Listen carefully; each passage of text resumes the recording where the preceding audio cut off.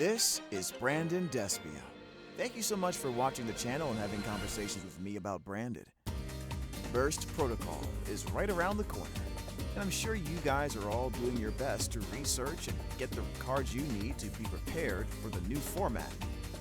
And that new format includes an updated version of Branded Despia that's sure to rock everything on its heels.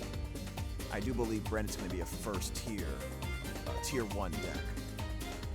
And while you may have been doing your hardest to find some ideas on how you want to play the deck, what I wanted to give you is a quick overview of some ideas that I'm going to be playing once the cards are available. Whether it's 40, 45, 50, or a 60 card grass build, Branded can play any number of ways, and I don't want you to forget that. So, without further ado, we're going to talk about each of the deck lists I have available, what I'm thinking about running, and why I'm going to run them. And just a quick reminder, you can get all these cards on tcgplayer.com. Use the link in the description to support the channel and get every card you need to be ahead of the game once Burst Porotol arrives. So, in order to show you the deck list, I'm going to use good old trusty dueling book. In front of me, you see a 40-card deck list for Branded. As many players have said, and many videos and content creators have also stated, Branded is now able to play a very slim, low to the ground, very low brick version of the deck using 40 cards. And I think this will probably be the deck that people will play the most when the game comes out. Being able to take advantage of all those wonderful hand traps like every other deck could before. And with the new Branded cards, we're not just stuck into Ash Blossom Pass on Branded Fusion. It's actually a lot more complex for them. And we have quite a few ways to play around their hand traps even further and get access to cards even more consistently than we could before. So, let's start with some of the more important things here. What I always do when I make these decks, I always take a look at my probability calculator. And I've decided that for every deck list I'm going to show you today, I'm looking to have a 90% or high 80s%, maybe 86, 87% probability of generating a starter in my hand, between 1 and 5 in my opening hand. Obviously, if you're going second, this will be 6. But for me, this is a good baseline on to how many starters I want in all of my decks. Even the 60-card deck will have an 87% chance, well, basically 88% chance of having the starter. So each of these decks are very consistent, don't you worry. And we all know Branded could play 60 before in the first place, but now we have a lot less bricks and more room for hand traps. Now, for the 40-card deck list, we are running the Archlord Christium, as you may have seen from many other content creators before me, like Galzo or Metagames GX. Archlord Christia seems to be the #1 play if you still plan on using the lock. Why? Well, the main reason is this. While Ido can be used to prevent your opponent from summoning at all, it makes them more vulnerable. It makes the Ido more vulnerable to cards like the Fallen and the Virtuous, as well as Forbidden Droplet. Therefore, Archlord Christia not only is a little bit more safe against those options, as for example, Forbidden Droplet, they won't be able to tribute the Ido. But we can also use the Fallen and the Virtuous to special summon this card, right? By using the effect of a card like Grand Guignol the Dusk Dragon, which you should have it too if you plan on running a low-to-the-ground version that will lock. Basically, all you would have to do is get access to Albion the Sanctifier Dragon or the Fallen and the Virtuous after activating the effect of Grand Guignol the Dusk Dragon, and you'd have a very reliable lock. Now, there is one thing you must remember. If this card does get removed, which it is a little bit easier to deal with, in my opinion, than Ido, but Christia is more versatile, since you can use the Fallen and the Virtuous, it's going to go back to the top of your deck. So you want the second copy of Grand Guignol the Dusk Dragon to bring it back if you want to go for luck again with something like a Albion the Sanctifier Dragon. Or you can just chalk it up to the fact that maybe the Archlord Christia did its job and prevented your opponent from using all those resources for other things, and then you can use the rest of your card advantage to take care of it. we're running 3 Ash Blossom. We're running 2 Bestials here. We're also running 2 Ghost Bell and Haunted Mansion. The reason why we're running Ghost Bell and Haunted Mansion is because there will be more opportunities for people to use the special summon effect of the Fallen and the Virtuous from the graveyard, as well as Albion the Sanctifier Dragon. We want to be able to negate that with Ghost Bell and Haunted Mansion. Technically, you could use this effect on the Ecclesia, the Black Dragon, because it says you can special summon a monster from your deck or graveyard, so it includes the effect. Although I would not recommend using the Ghost Bell and Haunted Mansion against Ecclesia, the Black Dragon. It's just going to eat your hand trap and go again next turn. But it could come in clutch. Also, Ghost Bell and Haunted Mansion is a good card to use against Dracotail. And I do intend to respect Dracotail no matter what going into the next format, as some of these cards they'll be using themselves.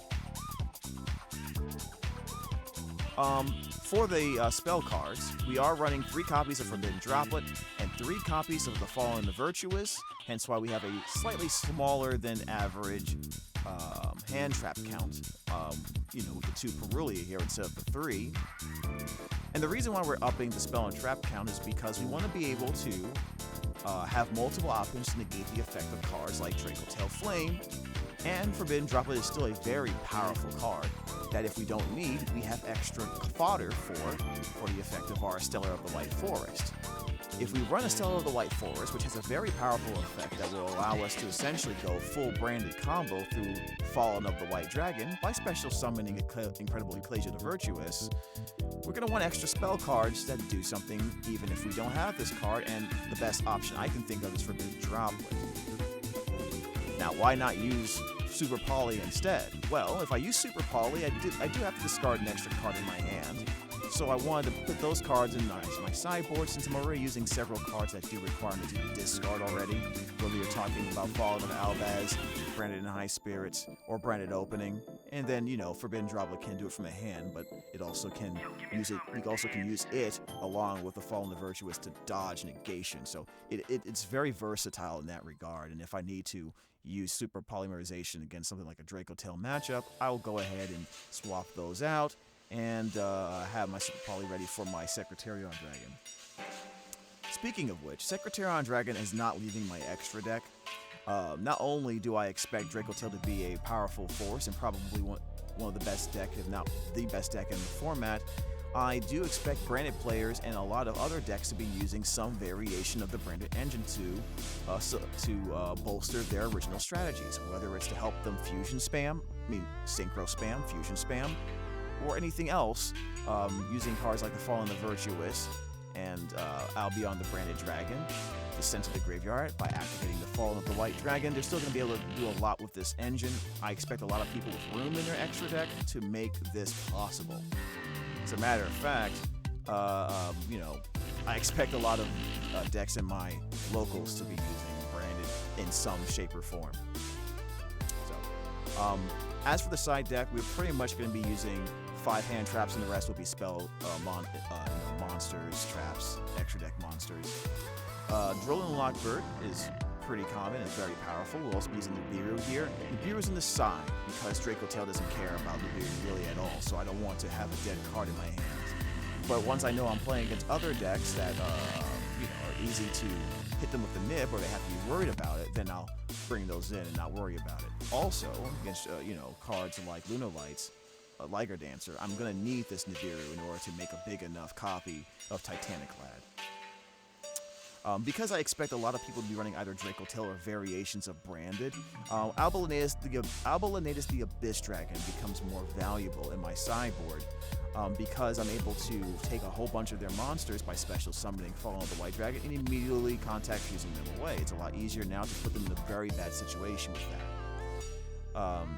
The Dear Servant has returned to my extra deck for the same reason. It is a 1-card lock still in this format, being able to use its ability to search for a Dogmatica monster or a Fallen of Albaz from the deck or graveyard to my hand. So that means Quem. It mostly means Quem, but we also get Fallen of the White Dragon. For the rest of my cards, I'm running 2 copies of Evenly Matched to go with my Forbidden Droplet, 3 copies of Super Poly. I'm also running 1 copy of Starving Venom Fusion Dragon in this build, just to give a little bit extra respect to not only branded decks or decks that have a lot of dark monsters like Orcus, but also decks like Malice. The extra deck, I mean, is very much what you would expect. We are running Borlo Furious Dragon over something like Light and Darkness Dragon Lord, just because it's a little bit more convoluted to summon that monster, especially since we're not running, extra Bestials like the Bestial Lobellion to make it a little bit easier. But you technically can still make Light and Darkness Dragon Lord. The thing is, it's just a little bit more difficult. You'll have to use Blazing Cartesia on the field and be able to get essentially cards like Lobellion and Albion the Branded Dragon, Borlo Furious Dragon, or Chaos Star Source Dragon. 2 of those Light and Dark Dragon monsters on the board. And if your opponent isn't stopping any of those, then they're probably going to lose anyway. One of the reasons why we played Light and Darkness Dragon Lord was because of branded banishment to make it super easier, but it was a brick that, we didn't want to see in our hand. So I decided just to make it a little bit easier on myself, just pick Borlo Furious Dragon. That should be enough. And with the ability of Place of the Black Dragon to constantly give me resources, we're just going to outplay our opponent. We're just going to outgrind them.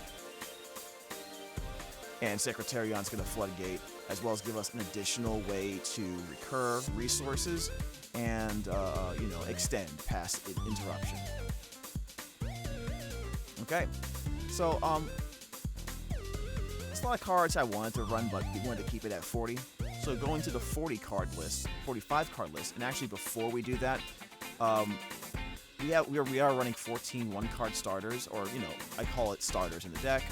So that gives us a 90% probability of getting any of these cards you see here to start the incredible, the Fall of the White Dragon combo or a Branded Fusion combo. Either of these cards is our goal here.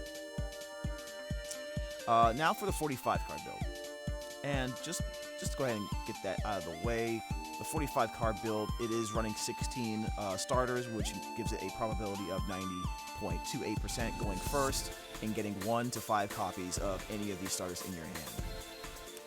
In this build, we increased a few things here. We added an extra Bestial, so we can go ahead and use our sideboard to use it to do the branded if we want to.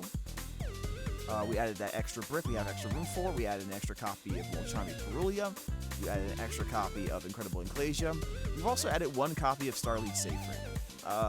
I've been singing the praises of this card for a while now, but after thinking about it and testing it further, I decided that you really only need 1 copy of Starlead Sacred. It's not something you want to see a lot, and when I think about trying to put starters in my deck, I try not to, outside of the very important main cards, go past 1 or 2, because I don't want to see too many copies of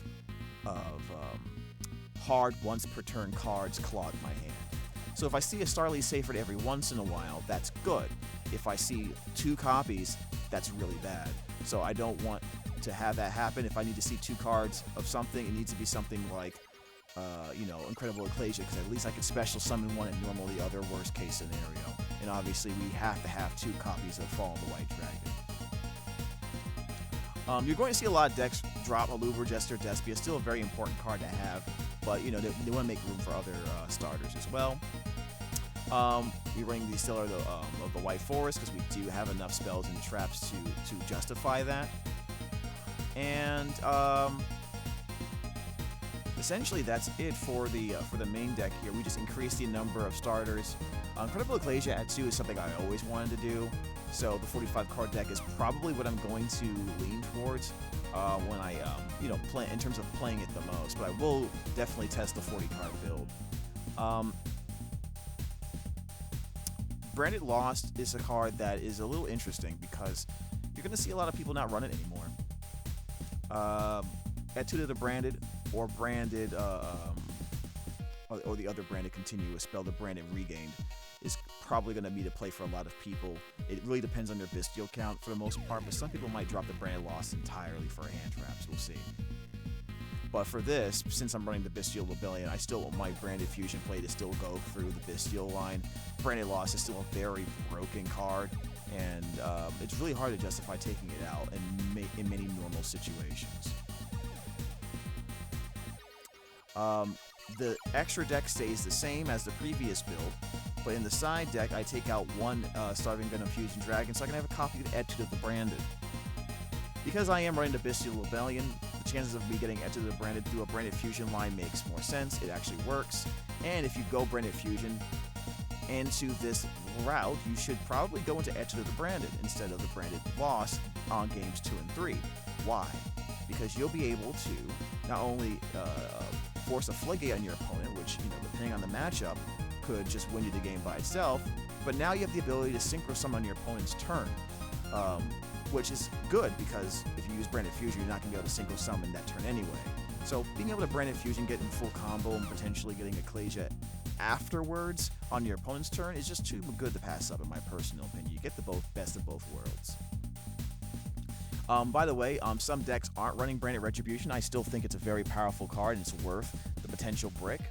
Being able to resurrect, being able to negate stuff that's in the graveyard or in the hand, stuff that Branded Fusion or Branded decks normally can't really deal with, and then it doubles as a recursion piece, is very strong. If I combine this with the effect of the Dragon that Devours the Dogma, I'm able to create essentially not an infinite grind game, but a grind game that will outlast the vast majority of opponents. Now for the 50 card build. This is the 50 card Branded build, and just a quick shout out here to the deck probability calculator. This deck has 18 starters with a probability of 90%, 90.5%. So, with this 50 card build, we get to add a few more interesting details. Not only are we running the copy of the Starlead Safer, but now I'm also adding the Golden Sword Soul. Now, you could suggest the Golden Sword Soul in the 40 card build as well, and you can. Although many people won't, just so they can save that room for an extra hand trap. But when you're talking about larger deck lists, you definitely have room for it. This makes Branded combos way easier to set up, and you don't need an extra light or dark monster to get the same result. So that means more cards get to stay in your hand. We've added extra Bestials into this deck list in order to have extra hand traps, and they synergize very well with Branded in general. A lot of light and dark decks will be floating around. In addition to the copy of Stellar of the White Forest, I added an extra special card from the White Forest archetype. LZ of the White Forest can be special summoned from the hand by sending a spell or trap from the hand or field to the graveyard. Then add one White Forest monster from the deck to your hand, except LZ of the White Forest.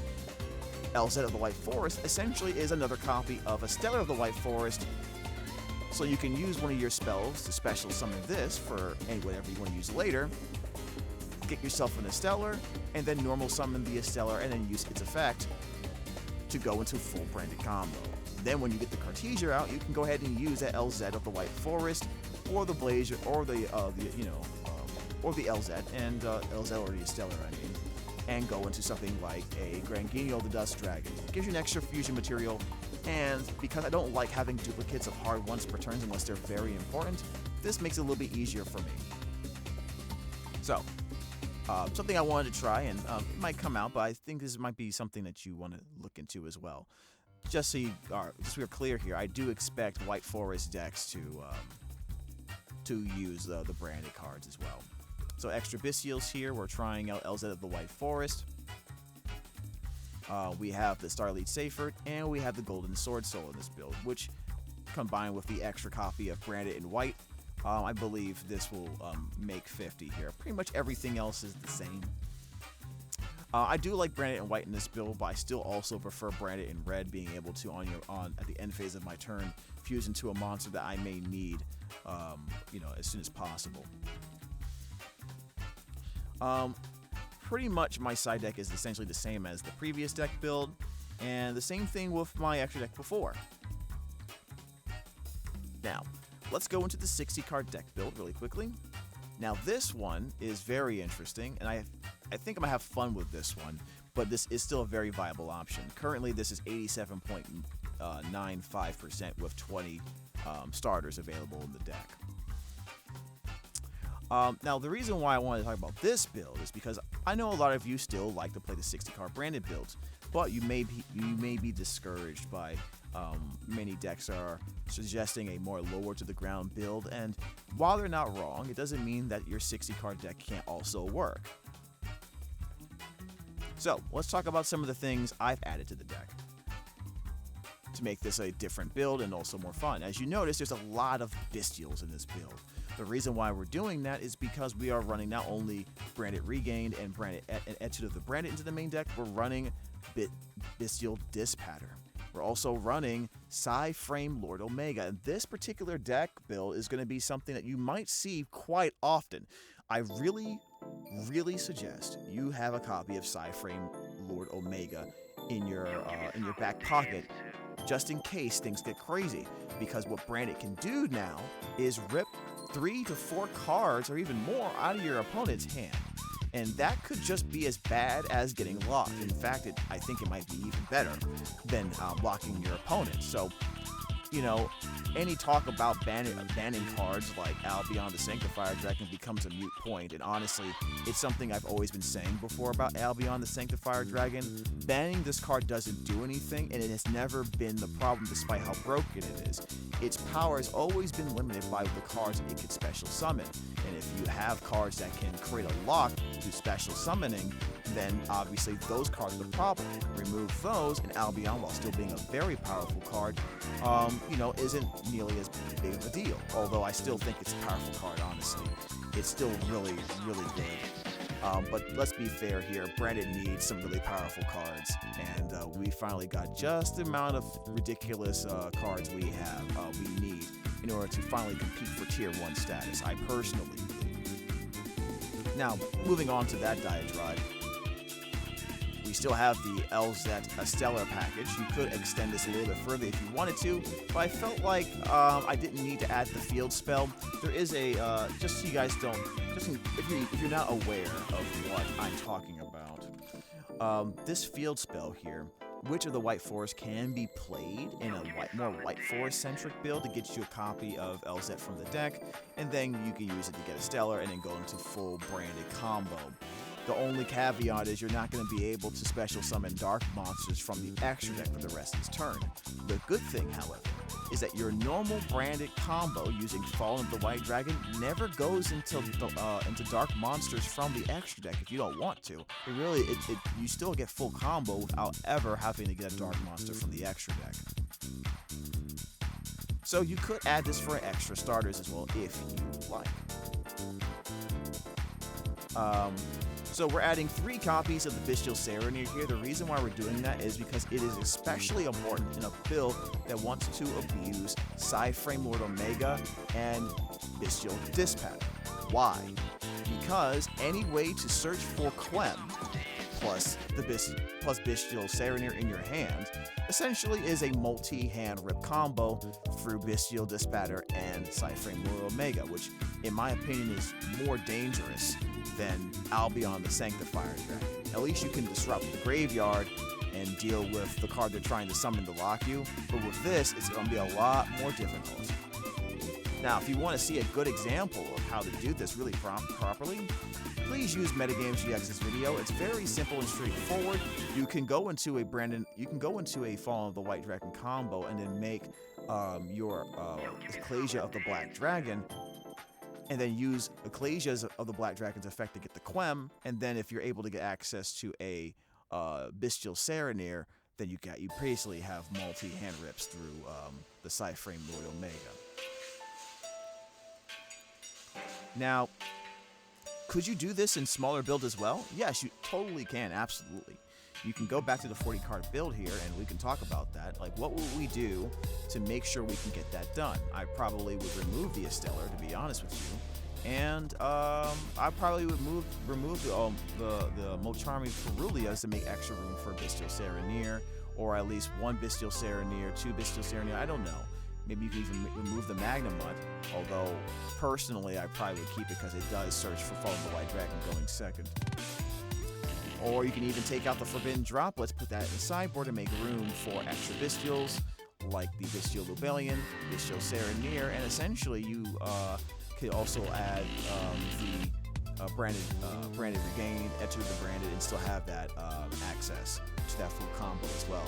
As a matter of fact, I'll probably be doing some type of variation of that in the future. Maybe 45 though, not necessarily a 40 card build. I might just do the 45 card build. That way I have extra room for cards like the Golden Sword Soul. For 60 card builds, you typically are running this because you like the power of that grass lip screener. And there are several cards that are going to explode because of this card. And essentially it's still Branded Fusion Plus. Tri-Brigade Spriggan's Kid is probably the most intriguing card for me. When it's sent to the graveyard, you can special summon a Tri-Brigade monster, a Spriggan's monster, or a fallen albaz, or monster that mentions it. So, we could potentially, through the effect of that Grasslet Screener, send Tri-Brigade Spriggan's Kid to the graveyard and something like Fallen of the White Dragon, and then special summon that from the graveyard, and then we're off to the races without being locked by the hand condition, the summon from the hand condition of Fallen of the White Dragon. Also, Sarley Seyfert is not only an additional unique summon that we can use to go full combo, but in the graveyard it has a very interesting effect. We can banish it to take a light or dark level 8 dragon monster and add it to your hand, which lets us recur a lot of very interesting dragons here. But we can also bring back the Bestial Rebellion to go ahead and search for another Bestial. The Golden Sword Soul going to the graveyard is also very effective in this build. If we banish cards like Starlight Seyfert or a litany of other cards like the Ecclesia of the Black Dragon or a number of cards like, Branded Red or, Mirror Jade, then this is going to pop off and give us additional recursion. So, I really think, that Grasslet Screener is still very powerful in this build. I honestly, I'm going to be trying this build. This seems like it's like a lot of fun. We did put back Triple Tactics Talent and Triple Tactics Thrust, 2 copies of Thrust, 1 of Talent, and the reason why we're doing that is because it's still a super broken card that'll get us Branded Fusion, get us Branded in White, or that Grasslet Screener. It can also get us Fusion Duplication. We're bringing this card back. Because we're able to send these cards to the graveyard through cards like that Grasslet Screener, or we can discard it through cards like Forbidden Drop or Branded Opening. If we know we're trying to go through a certain line that's not going to require the Branded Fusion, then if they do activate their hand trap, we can thrust for a Fusion Duplication and simply use Branded Fusion from the graveyard essentially on our opponent's turn. That's still a very strong play that I don't want people to forget. In this build, we are running Branded Regained, not Branded Lost, and we are running Etched Branded. And that way we can go for the Bestial Dispatter, Psy-Frame, Lord Omega shenanigans. And I do believe this is a very powerful combination that you should consider for your build. Because that's also an option, we consider our win conditioner in the 60-card deck and not just simply using Archlord Chrissy to lock people or playing Yu-Gi-Oh! By just doing normal Branded. I'm only really running 1 copy of Grand Guignol the Dust Dragon. If we don't get this to pop off, it's not nearly as big of a deal. In fact, most Branded players will tell you they don't need the lock to win, but they have it anyway because, they want to win. When it matters the most, winning at all costs, as long as it's legal, is still winning. And, outside of that, I don't really see any big difference here. The extra deck and the side deck is effectively the same. My 60-card build can be used, the extra deck in my 60-card build can be used in any of the other builds as well. So don't feel like you only have to use this on the 60-card build. Expect to see more Despia and Lilith, but if you do not see this card, expect to see Chaos Angel instead. So, to be honest with you, if you're running a lot of Bestials, you may want to consider removing this and just using Chaos Angel instead.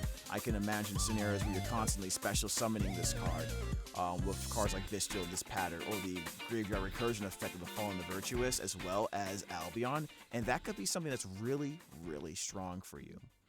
I just feel like that's something to also look at. Well, that's all I have to say for now. These are the builds I have available. and they're going to be super consistent, right? From 87.9% all the way, you know, the 90%, 95 points. It's 90%. You get the picture here. Definitely check out Metagames GX's video. I believe Galzo has a video as well talking about how to do a lock out Albion the Sanctifier Dragon. So the branded players are definitely going to be getting ready for a potential ban here. I don't see it happening immediately, and I honestly don't think it will happen because it's pretty much irrelevant. What they're going to do is probably ban the Archlord Christia and the Ido, as well as the DD Vice King Requiem. As long as those cards are not available, then Grand Guignol's effectiveness in critting a lock pretty much drops off a cliff because it has to send a level 6 or higher light or dark monster. If it does that, that's totally fine. We'll still have plenty of ways to have fun and play Branded to the best of its ability. Branded may now soon be the best deck, and it's not a meme this time. Alright guys, that's all I have to say for now. I hope you guys enjoyed this little showcase of decks I'll be playing. As always, take these with a grain of salt. Things could change depending on how the meta shifts. This is all speculation right now because, well, the cards aren't out yet. So, please ask me any questions or let me know what you would change in your potential build. Like I said, will be running a 40 card build, 45 card build, and I will be testing a 60 card build a lot. I am a big fan, as you know, of 60 card branded, so that's something I will be testing. Anyways, take care of yourself and have a great day.